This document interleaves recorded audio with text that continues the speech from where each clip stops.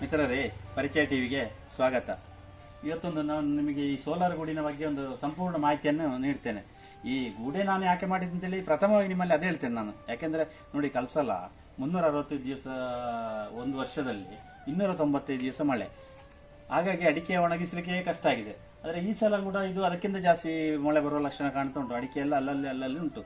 ಅಂದರೆ ಅದೇ ಗೂಡು ಮೊದಲೇ ಇತ್ತು, ಅದರಲ್ಲಿ ಈ ಅಡಿಕೆ ಈ ಸಲಕ್ಕೆಲ್ಲ ಹಾಕಿ ಮಾಡಿದ್ರೆ ಗೂಡು ಈ ಸಲ ಒಂದು ಒಳ್ಳೆ ರೀತಿಯ ಒಂದು ಗೂಡು ಮಾಡಿಸಬೇಕು ಅಂತೇಳಿ ಈಗ ಹೊರಟಿದ್ದೇನೆ. ಅದೇ ರೀತಿ ಗೂಡು ಮಾಡಿಸಿದ್ದೇನೆ.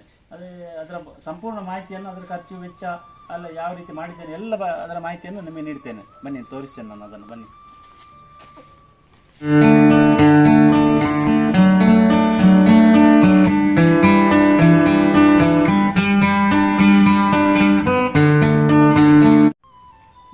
ನೋಡಿ, ಇದೀಗ 58 ಫೀಟ್ ಉದ್ದ, 21.5 ಫೀಟ್ ಅಗಲ ಇದೆ.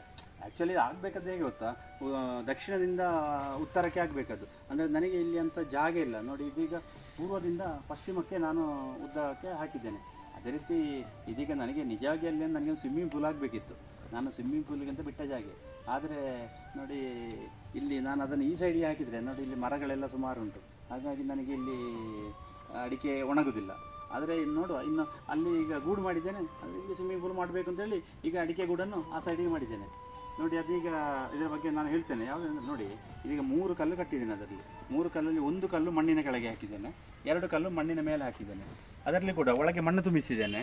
ಅದರಲ್ಲಿ 2 ಕಲ್ಲನ್ನು ಮಣ್ಣಿನ ಕೆಳಗೆ ಹಾಕಿ 1 ಕಲ್ಲನ್ನು ಮಾತ್ರ ಮೇಲೆ ಒಂದು ಈ ತಿಟ್ಟೆ ಥರ ಇಟ್ಟಿದ್ದೇನೆ.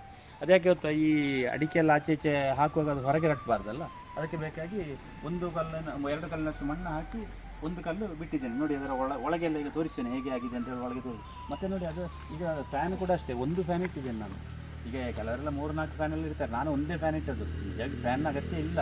ನಾನು ಇಟ್ಟದಾಗೆ ಗೊತ್ತಾ, ಮಳೆಗಾಲದಲ್ಲಿ ಏನಾದರೂ ನಾವು ತರಕಾರಿ ಮಾಡೋದಿದ್ರೆ ಈ ಮಾಯ್ಶ್ಚರ್ ಅದು ಇದಕ್ಕೆಲ್ಲ ಕಂಟ್ರೋಲಿಗೆ ನಮಗೊಂದು ಫ್ಯಾನ್ ಇದ್ದರೆ ಒಳ್ಳೆಯದು. ಅದಕ್ಕೆ ಏನಾದರೂ ನಮಗೆ ಅಡಿಕೆ ಅದರಲ್ಲಿ ಫುಲ್ ಇಲ್ಲೇ ಇದ್ದರೆ ತರಕಾರಿ ಮಾಡ್ಬೋದಲ್ಲ, ಅದಕ್ಕೆ ಬೇಕಾಗಿ ಒಂದು ಫ್ಯಾನ್ ಇಟ್ಟಿದ್ದೇನೆ. ನೋಡಿ, ಅದರ ಒಳಗೆ ಈಗ ತೋರಿಸ್ತೇನೆ ಬನ್ನಿ, ಹೇಗೆ ಉಂಟಂತದ್ದು ಬನ್ನಿ.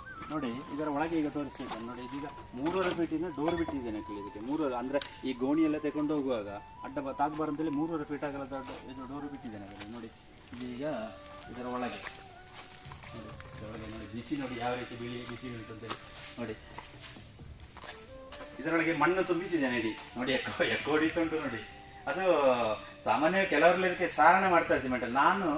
ನಾನು ಸಾರಣ ಮಾಡಲಿಲ್ಲ. ನೋಡಿ, ಈಗ ಇದಕ್ಕೆ ಇಡೀಗೆ ಹಾಕಿ ಸಾಧಾರಣ ಈಗ ಒಂದು 4 ಗೋಣಿ ಸಿಮೆಂಟ್ ತಂದು ಇದಕ್ಕೆ ಗುಡಿಸಿ ಈ ಸಗಣಿ ಸಾರಿಸ್ತೇವಲ್ಲ ಅದೇ ರೀತಿ ಸಾರಿಸಿ ಬಿಟ್ಟಿದ್ದೇನೆ. ನೋಡಿ, ಈಗ ಕ್ಲೀನ್ ಆಗಿದೆ. ಇನ್ನು ಇದರಲ್ಲೇ ಅಡಿಕೆ ಹಾಕೋದು. ಇದರಲ್ಲಿ ನೋಡಿ, ಅಲ್ಲಿ ಸೈಡಿಗೆ ಕೂಡ ಅಷ್ಟೇ 1 ಕಲ್ಲಿನಷ್ಟು ಮಣ್ಣು ಹಾಕಿಲ್ಲ, ಅಷ್ಟು ಬಿಟ್ಟಿದ್ದೇನೆ. ಮತ್ತೆ ಇಲ್ಲಿ 4 ಕಂಬ ಕಾಣ್ತದೆ ನೋಡಿ. ಈಗ ಈ ಉದ್ದದ ಕಂಬ ಉಂಟಲ್ಲ, ಅದು ನನಗೆ ಈಗ ರಬ್ಬರ್ ಉಂಟು. ರಬ್ಬರು ಮಳೆಗಾಲದಲ್ಲಿ ಹಾಕಲಿಕ್ಕೆ ಅದಕ್ಕೆ ಇನ್ನು ಹಗ್ಗ ಕಟ್ಟಿ ಅದಕ್ಕೆ ರಬ್ಬರ್ ಶೀಟ್ ಒಣಗಿಸ್ಲಿಕ್ಕೆ. ಮತ್ತೆ ನಮ್ದೊಂದು ಲಾಡ್ಜ್ ಉಂಟು, ಅದರಲ್ಲಿ ಬಟ್ಟೆಗಳು ಇರ್ತದಲ್ಲ ಒಣಗಿಸ್ಲಿಕ್ಕೆ. ಅದೀಗ ಮಳೆಗಾಲದಲ್ಲಿ ನಮಗೆ ಹಾಕಲಿಕ್ಕೆ ಜಾಗ ಸಾಕಾಗೋದಿಲ್ಲ, ಅದಕ್ಕೆ ಹಗ್ಗ ಕಟ್ಟಿ ಆ ಬಟ್ಟೆಯನ್ನು ಕೂಡ ಅದಕ್ಕೆ ಒಣಗಿಸ್ಲಿಕ್ಕೆ ಹಾಕೋದಕ್ಕೆ ಬೇಕಾಗಿ ನೋಡಿ ಈ ರೀತಿ ಕಂಬ ಹಾಕಿದ್ದೇನೆ. ಅದೇ ರೀತಿ ನೋಡಿ, ಆ ಸೈಡಲ್ಲಿ ಒಂದು ಡೋರ್ ಇಟ್ಟಿದ್ದೇನೆ. ಅಂದರೆ ಅರ್ಧ ಈ ಸೈಡಿಂದ ಅರ್ಧ ಆ ಸೈಡಿಗೆ ತುಂಬಿಸಬಹುದು ಅಂತ ಹೇಳಿ ಆ ಸೈಡಿಂದಲ್ಲ ಒಂದು ಡೋರ್ ಇಟ್ಟಿದ್ದೇನೆ. ಅದೇ ರೀತಿ ಅದಕ್ಕೆ ನೋಡಿ ಹುಕ್ಸು ಒಳಗಿನ ಸೈಡಲ್ಲಿ ಇಟ್ಟಿದ್ದೇನೆ. ನೋಡಿ, ಅದು ಒಳಗಿನ ಸೈಡಲ್ಲಿ ಇಟ್ಟದ್ದು ಯಾಕೆಂದರೆ ಈಗ ಅದನ್ನು ಒಳಗಿಂದ ಹಾಕಿದ್ದಕ್ಕೆ ಬೇಕಾದ್ರೆ ನಾವು ಬೀಗ ಹಾಕಬಹುದು. ನೋಡಿ, ಅದಕ್ಕೆ ಬೇಕಾಗಿ ಅದನ್ನು ಆ ಸೈಡಿಂದ ಹೊರಗೆ ಇಡಲಿಲ್ಲ, ಆ ಸೈಡಿಂದ ಒಳಗೆ ಹುಕ್ಸಿಟ್ಟಿದ್ದೇನೆ, ಈ ಸೈಡಿಂದ ಹೊರಗೆ ಹುಕ್ಸಿಟ್ಟಿದ್ದೇನೆ. ಹಾಗಾಗಿ ನೋಡಿ, ಇದೊಂದು ಈಗ ಇದು ಸುಮಾರು ಅದೇ 1300 ಸ್ಕ್ವೇರ್ ಫೀಟ್ನಷ್ಟು ಆಗ್ತದೆ. ಇದಕ್ಕೆ ಸುಮಾರು ನನಗೆ 1.5 ಲಕ್ಷ ಖರ್ಚಾಗಿದೆ. ಅಂದ್ರೆ ಅದೇ ಇದಕ್ಕೆ ಕೆಲಸ ಅದೇ ಈಗ ಈ ಗ್ರೌಂಡಿಂದೆಲ್ಲ ನಾನು ಮಾಡಿಕೊಟ್ಟಿದ್ದೇನೆ. ಆಮೇಲೆ ಇದನ್ನು ಕಾಂಟ್ರಾಕ್ಟ್ ಕೊಟ್ಟವರು ಇದನ್ನು ಬರೀ ಮಧ್ಯಾಹ್ನವರೆಗೆ ಕೆಲಸ ಮಾಡಿ ಅವರು ಮುಗಿಸಿ ಬರೀ 4 ಜನ ಒಂದು ಅಷ್ಟು ಕೆಲಸ ಮಾಡಿ ಹೋಗಿದ್ದಾರೆ. ಈ ಯಾವುದೋ ಉಂಟಲ್ಲ, ನಾವು ಈ ಕೆಲಸ ಕೊಡುವಾಗ ಅದರ ಎಕ್ಸ್ಪರ್ಟ್ಗಳಿಗೆ ಕೆಲಸ ಕೊಡಬೇಕು ಅಂತೇಳಿ ಇದರಲ್ಲಿ ಇದು ಪಂಚದವರು ನವೀನ್ ಅಂತೇಳಿ ಮಾಡಿಕೊಟ್ಟದ್ದು ನನಗೆ. ಹಾಗೆ ಬಾರಿ ಎಕ್ಸ್ಪರ್ಟ್. ಬೆಳಿಗ್ಗೆ 8 ಬಂದವರು ಮಧ್ಯಾಹ್ನ 1 ಗಂಟೆ ಆಗುವಾಗ ನಾನು ಲೆಕ್ಕ ಹಾಕಿದೆ 2 ದಿವಸ ಎಲ್ಲ ಇರ್ಬೋದು ಕೆಲಸ ಅಂತೇಳಿ. ಇದು ರಾಡ್ ಕೂಡ ಬೆಂಡ್ ಮಾಡಿದ್ದು ಕೂಡ ಇಲ್ಲಿ ಅವರು ಏನು ಬರೀ ರಾಡ್ ತಗೊಂಡು ಬಂದದ್ದು ಮಾತ್ರ ಎಲ್ಲ ಮಾಡಿದ್ದು ಇದು ಮಧ್ಯಾಹ್ನವರೆಗಿನ ಕೆಲಸದಲ್ಲಿ ಅವ್ರದ್ದು ಇಷ್ಟೆಲ್ಲ ಕೆಲಸ ಮಾಡಿ 1.5 ಗಂಟೆ ಹೋಗಿ ಆಗಿದೆ ಅವರು.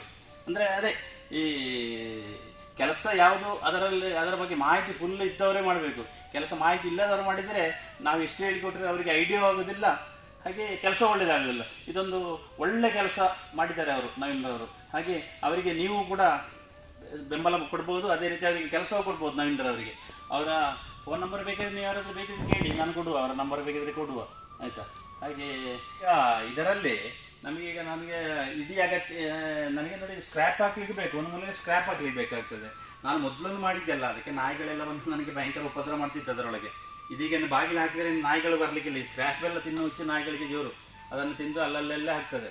ಅದೇ ರೀತಿ ಇನ್ನು ಈಗ ಮಳೆಗಾಲದಲ್ಲಿ ನಮಗೆ ಇಡೀ ಅಡಿಕೆ ಹಾಕಲಿಕ್ಕೆ ಜಾಗ ಇಲ್ಲ ಇದ್ರೆ ಬೇಕಾದ್ರೆ ಒಂದು ಸೈಡಲ್ಲಿ ನಾವು ಸ್ವಲ್ಪ ನಮ್ಮ ಖರ್ಚಿಗೆ ಬೇಕಾದ್ರೆ ತರಕಾರಿ ಮಾಡಿಕೊಳ್ಬೋದು ಇದರಲ್ಲಿ. ಅಂದರೆ ನೀರು ಸ್ವಲ್ಪ ಸರಿ ಹಾಕಬೇಕು, ಇಲ್ಲದ್ರೆ ಈ ಬಿಸಿಲಿಗೆ ಉಳಿಲಿಕ್ಕಿಲ್ಲ. ಆದರೆ ರೋಗಗಳೆಲ್ಲ ಬರೋದಿಲ್ಲ ಇದರೊಳಗೆ ನೀವು ತರಕಾರಿ ಮಾಡಿದರೆ.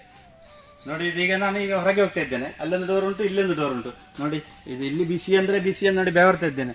ಇಲ್ಲಿ ನೋಡಿ ನನಗೆ ಈಗ ಎ ಸಿಗೆ ಬಂದಾಗ ಇರ್ತದೆ, ಯಾವ ನೋಡಿ ಇಲ್ಲಿ ಎ ಸಿ. ಅದೇ ಈಗ ಅದರೊಳಗೆ ಕೆಲಸ ಮಾಡುವ ಕೂಡ ಹಾಗೆ, ಕೆಲಸದವರು ಸಹ 10 ಗಂಟೆವರೆಗೆ ಕೆಲಸ ಮಾಡ್ತಿದ್ರೆ ಅಷ್ಟೇ. ಮತ್ತೆ ಈಗ ಸಿಮೆಂಟ್ ಸಾರಿಸಿದ್ದೆಲ್ಲ ಮತ್ತೆ ಮರುದಿವಸ ಮಾಡಿದ್ದು, ಅಷ್ಟು ಬಿಸಿ ಇರ್ತದೆ.